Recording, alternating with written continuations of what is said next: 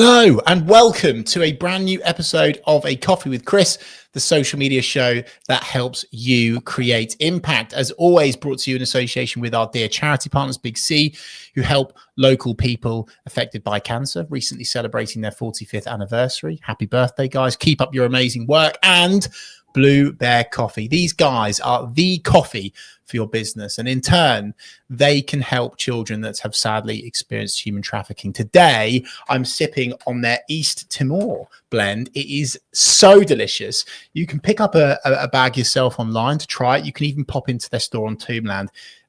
This has notes, just so you know, notes of toffee apple, milk chocolate, and it's silky too. Seriously, get some Blue Bear coffee. It is delicious. As well as our charity partners, this podcast is also sponsored by Oliver Hill of Hill Coaching Company, Limitless Film and Media, brilliant video guys, Mindset HR, and Wingfield Consultants. Let's welcome today's guest. Really looking forward to tucking into this conversation with Luke Blake, who is the Managing Director at Oakwood Risk and Resilience. Oakwood Risk and Resilience, for those of you that don't know, is a bespoke risk management consultancy, helping organizations build resilience, manage crisis, and thrive with confidence. Luke, welcome to Coffee with Chris. Let's start with the why. Why should organizations be prepared when it comes to managing against a crisis on social media? Excellent, thank you. Well, I'll come to the question, but firstly, thanks for having me. It's great to be here. No worries, welcome. And this is a subject I really love, so it's great to talk about it. And you know, social media plays such a huge part in relation to crisis management these days. So everything plays out on social media. You know, if you're an organization, really, that, you know, regardless of the size of your organization now, you know, you're talking about, you know, as a crisis hits, you know, from the crisis hitting to hitting social media is minutes, if that, seconds, depending on what type of organization you are. So you've got this sort of reputation velocity, whereas, you know, you can spend years building your reputation, crisis hits, and it can take, you know, minutes, days to then destroy it. So the importance of getting your social media response right in relation to a crisis is massively important.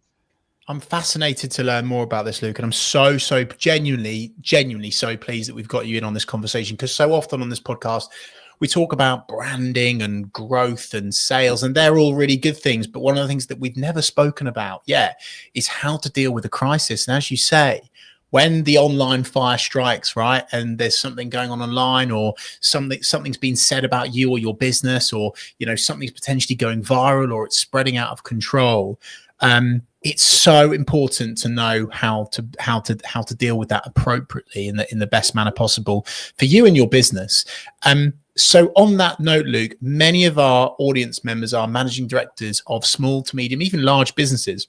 And I'd love to know, what would you recommend to those guys in terms of starting steps if they actually are currently, they're probably listening to this going, oh, I don't have anything in place. So what would you recommend to those guys so that they're prepared before something happens? And as well as this, what do they do if something does happen?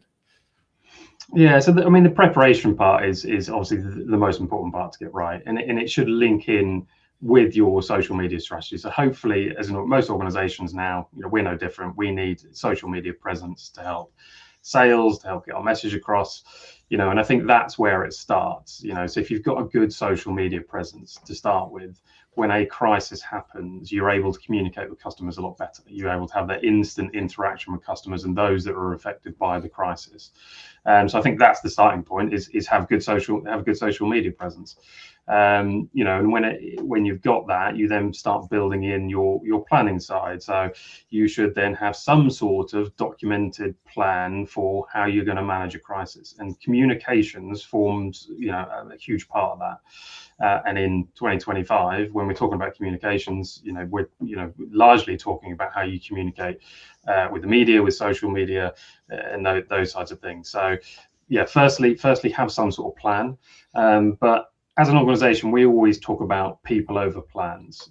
You know, you can have a great plan. It can look really shiny and nice on the shelf, and, you know, you can bring it out and show it to people. But ultimately, if you don't prepare the people for a crisis, you won't respond well to a crisis. So, you know, you've got your good plan. you've told your people about it, and the next thing really is to start practicing, to start training. So run some mini exercises internally, like if this happened, you can use things that happen to other organizations. Just imagine, right, if this happened to us, how would we respond? And then just talk through that as a scenario. What would we say on social media? How would we use it? Would we respond, or would we just monitor to start with? And to really sort of talk through those scenarios, and that gives you a good insight about how you might respond and where your gaps are. And there's lots and lots of other things you can do with that, but that's, for me, that is the best starting point, because it always uncovers a lot of issues. Yeah, sorry, go on. No, I was going to say, look, it's brilliant. I love all of that wisdom, and I'm sure we'll get into some of the strategy and deeper stuff in just a sec. But you're in an incredibly impactful position, right? Because more than ever before, you said at the start of this conversation, it takes literally 30 seconds, less than that even, just one thing, and all of a sudden, whoosh, it spreads faster than ever before on social media. So I love what you're saying about, it's all very well and good having the black and white in place, but it's about preparing the people as well. So just wanted to validate that. And I've been involved in, thankfully not with us, but I've been involved in steering people when they've been going through a spot of bother online before, business and personal. And the thing that I often find, there's two things. One is that they have no concept of timing, when to respond, if to respond, how to respond. We'll probably do that later on. And the other thing is just making sure that you've got something ready, because so many people they're frantically, they just can't even think straight at that point. So just essentially just wanted to validate you and your business, Luke. I think it's brilliant. And anyone and everyone should have something in place in terms of psychologically for their people. So they're prepared, and also the black and white, incredibly important work. One of the things I spotted, Luke, in terms of your material, is that you talk about embedding resilience into culture. This is linked to your people part. How can teams prepare themselves so they're not just reacting, like we said, kind of probably quite emotionally, of course, but responding with clarity and confidence? Because and to give you a bit more to play on with this, the classic thing that I've heard before, it's even stopped people committing to certain social media platforms. Oh no, we don't want to go on Facebook, Chris, because we're worried that we'll get a negative review. We're worried we'll get some negative feedback that we'll have to respond to. So would love to hear all of your strategy on that. It's a really common thing that we come across, even when we're running exercises for other clients. And it doesn't matter the size of your business. I will just caveat that this first bit. You could be a large international organization, you could be a small business. It does not matter. You need to have some sort of preparedness in place. We work with a range of different organizations, and the advice is very similar. Is one, know what you're going to say. Like we said, have some sort of plan. But you've got that, that has got to be built around that culture. Like you say, you've got to have a positive culture internally of resilience. So you've got to, the organization, no matter the size, the complexity, has to want to be resilient and buy into that thought that all organizations need to be resilient. Two, you have to empower people. So you say resilience is predominantly around people and how people respond. So empower people to speak up when they see a potential issue, which might result in a crisis, or it could be somebody monitoring social media and starting to see a trend of negative comments towards your business, which is again good indicator that you might have something on the horizon. I think one of the key things that we talk about in crisis communications, specifically social media as well, is empathy, is the importance of empathy. That goes such a long way. People, when a lot of these, when these things happen, people are more important. You feel more that you care about it rather than what you're doing about it. If they think that you care about it, they're far more likely to be bought into the response. So that empathy bit is really important, but that doesn't, you can't just start that when the crisis happens. It has to be part of the culture. You have to have a culture of empathy and showing vulnerability, which I think your previous guest spoke about vulnerability a lot, and I think that was a massively important part of the response as well. It has to be authentic, I think, and again, this is a cultural thing. Being authentic in messaging is really important, and and I'm sure we'll talk about AI when we talk about future risks, but AI has created this this world where there's messages everywhere, there's content online everywhere, which isn't particularly authentic, and that's a very dangerous thing to have in a crisis, because again, people want to see that you care, and all of this stuff is built into the culture. This has to be part of that pre-planning and preparedness bit, and if you've got that culture already, you're already on to a great start.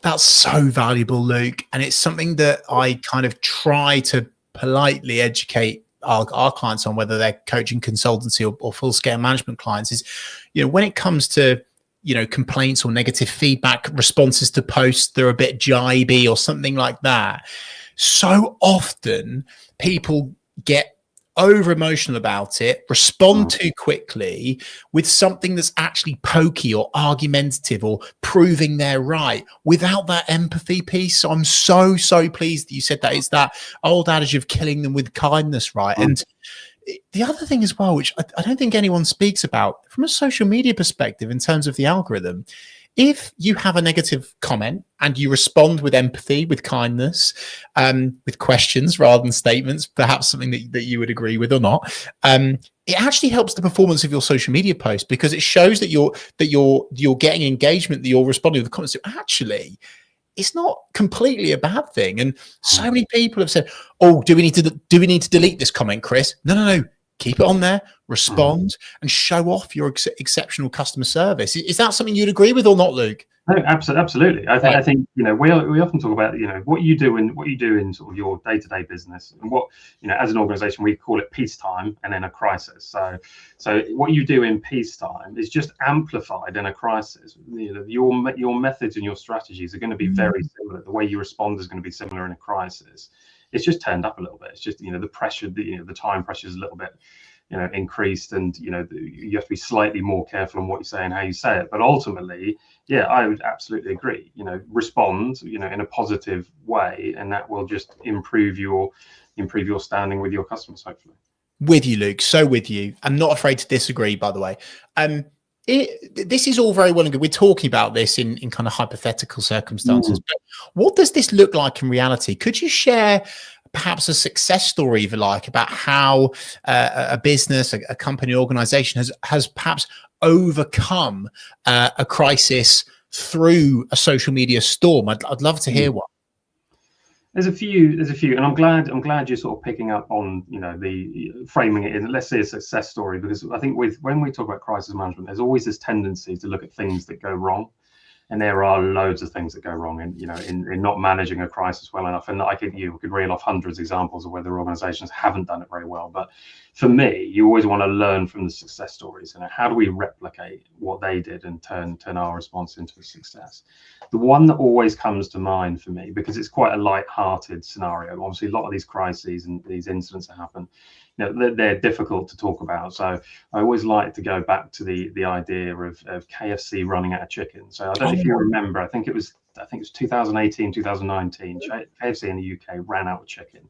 And I won't go into details of how or why that happened, but specifically their social media response, or the media and social media response, was absolutely brilliant.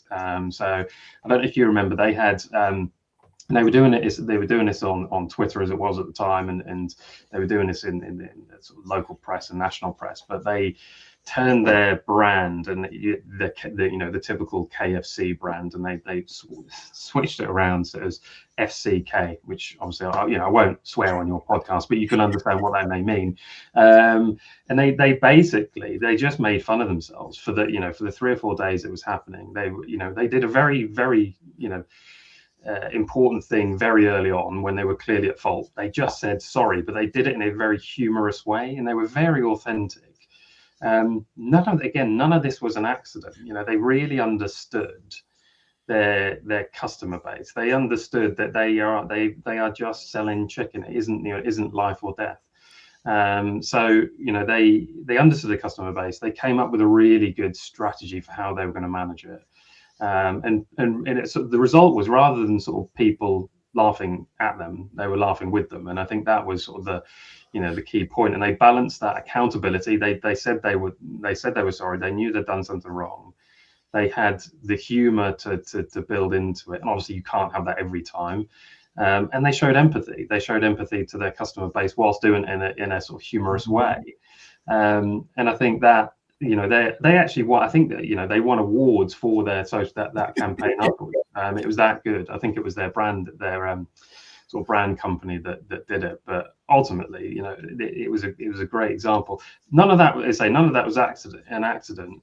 And importantly, it reflected their social media content in peacetime, before the crisis, because they were always quite a good organization, again, social media wise, for making fun of themselves and not taking themselves too seriously. And that would have been, if they'd have moved away from that in the crisis and had this very corporate cold response, it would have been too jarring. So I think they recognized that, and they went ahead with it. And it did very well. That is a classic. KFC running out of chicken. I remember it well. And if a company the shape and size of KFC can own something, can apply humor, and you think about the potential legalities involved in there perhaps as well for them to navigate, then your organization can, right? And I think so many small businesses, medium businesses, large businesses, they're so afraid of owning something, of apologizing publicly, of making fun of themselves. It's as if they have to be perfect absolutely all of the time, right? But from a social media perspective, one of the things that I'm always telling people is like, how can you, especially given what I'm about to ask about in a minute, AI, how can you be more human, more relatable, more authentic? And so it's almost an advantage to just really lean into this, right, Luke? Absolutely. And I think that, it's putting a human face on the response is really important. There are, we'll talk about it from the AI point of view, but putting that human response is really important. And again, it's, it's easier to do when we're talking about the loss of, chicken. If it's a challenging situation, a cyber attack, or somebody's been injured, then it's a lot more difficult, but the principles are the same. Another good example that we often talk about is, there was an unfortunate accident at Alton Towers a few years ago where a number of people were injured on one of the rides. And again, it's kind of held up as a good example of crisis communications, because I think it was the managing director at the time, went on the news and just very, very empathetic, apologized, and people mistake apologizing with accepting fault. They're two different things, and you can be sorry that something has happened without accepting fault. Yes. And I think they understood that at the time. They'd clearly done something wrong, something had gone wrong, but they clearly, they clearly understood the empathy part. And were able to go on TV. I know, this is kind of before probably the big social media boom, but I think now a lot of that would be done on social media. But yeah, putting that human face with that, empathy behind it was important to them as well. Yeah, with you. And to add another example onto this, a horrific moment in history, of course, when Air India crashed, and all of a sudden the top dog opened up, and don't get me wrong, obviously it had to be exactly as per script, but put the face to it, and just applied as much empathy and genuine care into the situation as possible. And I think a lot of organizations can learn from those stories. You've mentioned it, Luke. I've mentioned it, Luke. As much as I want to avoid it, let's talk about it. AI, deep fakes, fake news, there's so much of it that can kind of, again, just go up in flames on social media. I'm not sure whether you are going to have the answers or not, but I'd love to know. Say, for example, I run a business, and all of a sudden someone that, I don't know, doesn't like me or my business for whatever reason, creates an AI video, a picture, they put it on social media saying, he said this, he said that, he's done this, he's done that, or it's me saying something that I actually haven't. How on earth does a business navigate that? Because a lot of people will believe it when they see it on social media. Yeah, it's a real issue, and it is not everyone has the answers to this, and if they say they do, I challenge them on that, because it's such a quickly, a fast evolving situation with AI that it's a difficult one. I think the principles are the same. So if you're in that situation where you've got some deep fake news out there, is one challenging that in a professional and authentic way, and making sure you've got your point across, because silence can be a killer sometimes with things like that.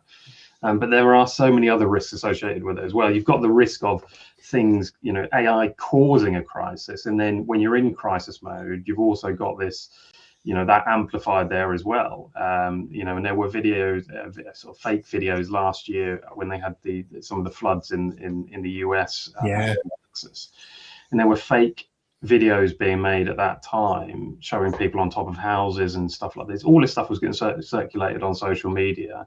And the emergency services were using this information to try and find people, not knowing, but that they were just, deep faked images and videos. And this is just going to get more and more difficult. And there's 𝗖𝗵𝗄𝗲𝗲, which is one of the main sort of video production contents for AI, production video content for AI, and they've just released an upgrade to that, which is 𝗖𝗵𝗄𝗲 2. And I don't know if anybody, people have probably seen stuff on social media already coming out of it, but it's scarily accurate. It's, we're talking, it's very, very difficult to decide whether something's AI in that now. So it creates two issues. It creates the issue of this, misinformation and going against your response, but it then also creates the issue of people not believing anything. And I've done this on a few occasions over the last few weeks when I've seen some of these videos, or a video on social media, gone, is that true? I don't know anymore. So I'm just not going to believe anything. People might go down that route. So when you're trying to respond to a crisis and you're trying to respond with, speed and accuracy, people may just look at it and go, well, it sounds like something they'd say, but I don't know anymore. So Luke, let me interrupt you, my friend. I'm going to be brave here. I'm going to put you on the spot, but I just really feel like you can provide so much value to our community here. Let's take you and your business, for example, right? Say, for example, someone creates an AI video of you saying something that you actually haven't, right? It goes on social media. All of a sudden, it's picked up by even like the local press or something like that. What do you do? When do you do it? How do you respond? Do you respond? Where do you respond? Like, genuinely take us through that, if you wouldn't mind, the rough headlines of how you would go about dealing with that. I think the first question is do you respond? And that's always a question. We run, lots and lots of exercises with different types of companies, and the question that always comes up initially is, shall we respond? 9 times out of 10, our advice is always respond. Put something out there. Put something, some sort of official statement. So that would be my first thing, is to put your version of events out wherever they move. So if we're combating, deepfake AI video, then create some content from your official social media account, which adds weight to it, to say, look, this comes from our official channel. Luke, sorry, I have to interrupt you there, because I've got a question already, if you don't mind. Yeah, go on. Does your company or you personally, do you respond as a response to that original piece of media, that original post on social, or do you not give noise to it, and do you post something separately? How do you do that? What do you do there? It depends on the circumstances. It's probably a little bit of both. Okay. I would respond separately initially, just to, acknowledging that there is a video of me saying something on social media. This is untrue. This is the events of what actually happened, whatever it may be. Just set your story right on your own social media channels, because it's easier. It's easier to control at that point. I think one of the risks, depending on the severity of the crisis, one of the risks of responding to everything like that is that you do end up in a bit of this sort of war of words in comment, which is a never-ending cycle, right? I think if you put your official channel out, or put your message out on your official channel, that's the best starting point. So use that channel there first, and then ultimately, if you've got the capacity to then monitor social media during the crisis, is then flagging stuff that maybe you do need to respond to, or that you need to respond to via your channel. But it is a minefield. Sure. And AI just makes it worse. But sorry, continue on with that example of an AI video and your business, and the local press might have picked it up. But keep going, because that was good. Yeah. So no, that's it. I think I would use my official channels to then try and influence. If it's local press, go to the local press. This is our official statement. This is our official response to that, and hopefully get the information from there. Speed is the key, though. We know that some of these videos, once they're out there, they're out there. Once they're shared, they're shared hundreds of thousands of times, millions of times. So you've got to, that speed and accuracy is key to get out there first, which is why there's always a concern, like we said at the start, of do we respond? You can spend too long making that decision sometimes. If you spend too long making it, your response is too late. The timing's gone. You may as well not respond at that point.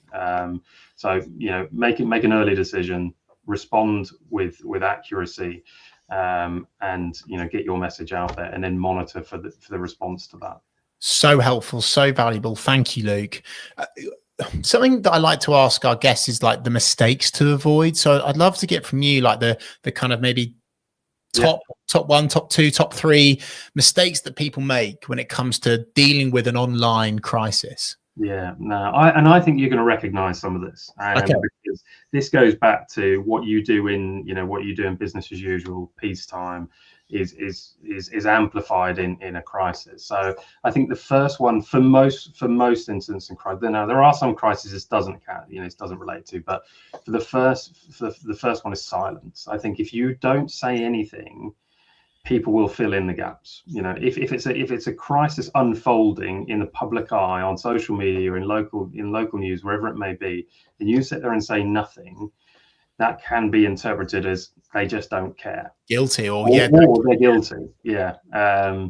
And I know there is that fear behind, well, let's just say something and we say the wrong thing, it's out there, we can't then retract it. But that then comes with that, that planning part and making sure that your tone is right. So I think the first mistake is silence. If you remain silent, then you're kind of leaving it up to them to decide how to view you in the crisis. So that's the first one. The second one, and I think it's the same for social media generally, is defensiveness, is arguing or playing down the concern and being too defensive over it. That can be, again, sets a tone that potentially you're not empathetic to the situation. You don't necessarily care too much about it. And that links on with the next one, is more of a sort of a tone mismatch. So, using corporate jargon, corporate speak, that kind of thing, that doesn't really connect with the audience can cause a real issue. So you need to know you need to know your customer base, what they are, what they're expecting, what your normal tone is, and making sure it reflects that. So yeah, and I think ultimately, it's not, it's a lot of it is about trust. You're trying to build trust. So one of the biggest mistakes, if not the biggest mistake, is not planning, is not having that, that preparedness in place. And you have to build that trust beforehand. It's, any other business relationship, you have to build trust beforehand, and that's all done in the planning phase. So they would be my sort of key ones to watch out for. That's amazing, Luke. We've only just scratched the surface today. Where can people learn more? How can people get more of your advice, your support, your wisdom when it comes to dealing with crisis management?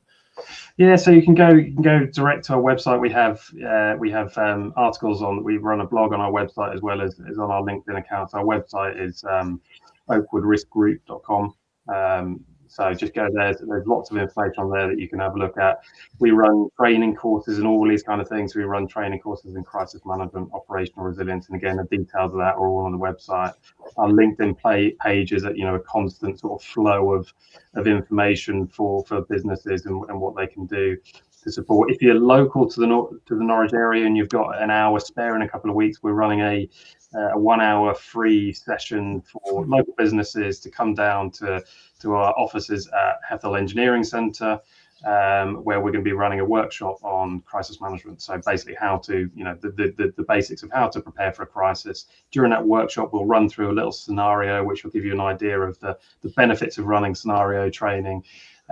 So yeah, if you're interested in something like that, you can get in touch with me via the website, or the company via the website, or via LinkedIn. And yeah, it'd be great to have some local businesses there. That's amazing, Luke. Thank you so much for your time today. I really appreciate it. It's been, and I say this wholeheartedly, probably the most important episode actually of our entirety of doing this. I think we're knocking on the door of 70 episodes now. And with AI, deep fakes, the world that we're going to, probably the most important episode for someone to tune into. So thank you for being so selfless with your time and sharing so much wisdom with our audience. I really appreciate your time. No problem at all. It was great to say. It's great to be here, and it's always great chatting.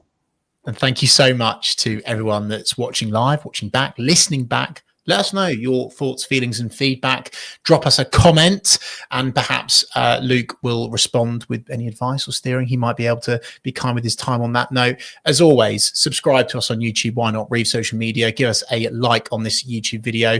Give us a 5-star review on Spotify, on iTunes, on SoundCloud, all of those audio platforms. Once again, thank you so much for tuning in to another episode of A Coffee with Chris, and we'll see you this time next week for another one.